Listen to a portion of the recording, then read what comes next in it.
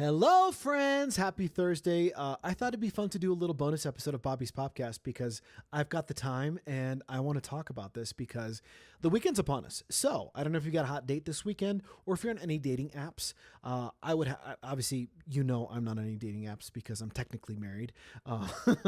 But even if I wasn't, I don't think I'd be on any dating apps just because it's not for me. I'm not kind of a social person that way. I don't like to hook up through DMs or, online social presence. And there's no shame to the game. I know a lot of people are on dating apps. My best friend met his wife on a dating app. So I do know that they work and it's kind of the way of the world right now. But floodlighting is the hot new dating trend that you should stay away from.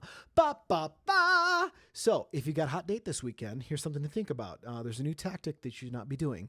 It gives kind of cringe to me, secondhand embarrassment, like you're watching an embarrassing American Idol audition.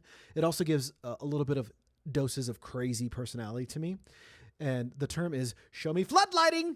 So floodlighting is defined as when you expose way too much about yourself way too soon. So this was actually coined way back in 2012 by author Brené Brown. That's with the B. It's like Renee with a B, Brené. And she said it was something to avoid because, quote, a lot of times we share too much information as a way to protect us from vulnerability. So I think what she's trying to say is you kind of expose everything without coming across as like, I'm not being too vulnerable. I don't know how that works out, but recently people have been doing it and it's kind of on the rise again. And it's a tactic that people have been doing it to sort of fast track a relationship. So basically, if they see a person is mature enough to handle them, like I said, stage 4 clinger, that's just too much information. So you might be on a date and say, I'm an only child. I hate my dad. I'm on a cleanse. I have a ton of debt. And technically I'm banned from Walmart. Can you handle that? So a lot of people, that's floodlighting somebody. It's basically being way too transparent about way too much. You kind of want to give people small doses of what they're saying. Now, I'm no relationship expert, but these are coming from relationship experts, so take it with a grain of salt. They say you should not do this because you'll scare people off, and I can honestly see that. I can honestly say if I was on a date and somebody was like, I'm $30,000 in debt, I hate my father, I can't be around kids, I'd be like, get away from me.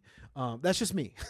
So it's also not fair to, I think in a relationship sense, to dump so much information intensely on somebody so fast that you've not even formed a real connection with. So that's just my take on it. But one expert said it is good to be open and honest about yourself, but phrase it like this.